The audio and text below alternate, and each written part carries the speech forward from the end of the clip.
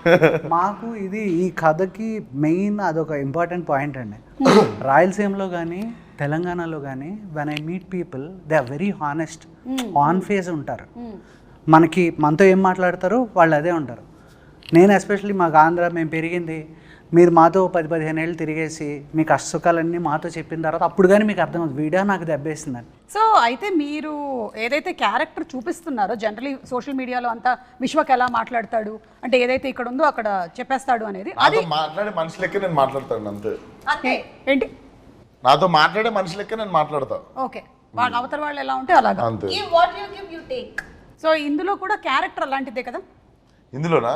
ఇందులో నాకంటే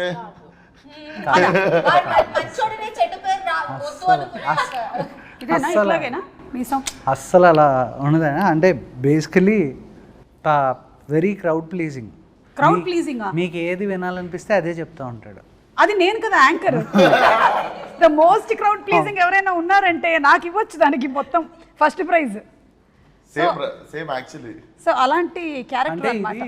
రత్నాకి సుమ గారికి సిమిలారిటీస్ ఉన్నాయి అయితే. అంటే మాకు ఇది ఈ కథకి మెయిన్ అదొక ఇంపార్టెంట్ పాయింట్ అండి. రాయలసీమలో కానీ తెలంగాణలో కానీ when I meet people they are very honest, on face ఉంటారు. మనతో ఏం మాట్లాడతారు వాళ్ళు అదే ఉంటారు. నేను ఎస్పెషల్లీ మాకు ఆంధ్ర మేము పెరిగింది, మీరు మాతో 10-15 ఏళ్ళు తిరిగేసి మీ కష్టసుఖాలన్నీ మాతో చెప్పిన తర్వాత అప్పుడు కానీ మీకు అర్థమవుతుంది వీడియో నాకు దెబ్బేసిందని.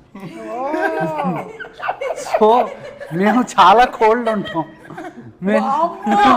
ఎవరెవరు ఉన్నారు అలాంటి వాళ్ళు నా 10-15 ఏళ్ళు పడుతుందా? లేదు, మనోడు చెప్తే నాకు అర్థమైంది. బేసిక్గా మనం ఏంటంటే ఏంద్రా అట్లా అనుకుంటాం, మనము రియాక్ట్ అయిపోతాం కదా అక్కడ. మీకు ఫస్ట్ మీరు భయంకరంగా తిట్టినా అన్నయ్య అని నవ్వుతూనే ఉంటాడు వాడు నవ్వుతూ ఆ తర్వాత పూర్తిగా నాశనం అయిపోయేంత వరకు వీడియో చేసిందని అర్థం కాదు. సో దిస్ ఈస్ వెరీ రూటెడ్లీ, అంటే it is not against anybody, అందరూ అలా ఉంటారని కాదు, కానీ ఏంటి అంటే మెజారిటీ ఆఫ్ ద పీపుల్.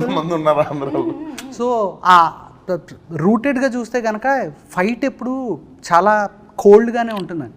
ఎందుకంటే 2 పంటలు ఉండి అందరూ బాగా డబ్బులు ఉండి ఎవరికాడి కడుపు నిండా ఉన్నప్పుడు మనకు అవతలవాడి మీద ఇంట్రెస్ట్ ఉంటుంది.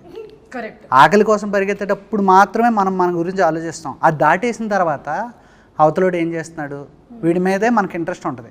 2 ఆకలితో ఉన్నవాడు కూడా వాడిని ఎలా ప్లీజ్ చేయాలో తెలుసు. So this guy is from rags to riches. ఈడ్ ఫ్రమ్ నోబడీ స్టార్ట్ అవుతుంది క్యారెక్టర్. సో అంటే ఇప్పుడు బ్రతకనేసడాన్ని ఏమని చెప్తామండి, ఇప్పుడు ఒకడు తెలివితేటలు అంటాడు, ఇంకోటి కన్నింగ్ అంటాడు, కానీ అది మనం ఎక్కడ నిలబడుతున్నాం అనే దాన్ని బట్టి మారిపోతుంది కదా.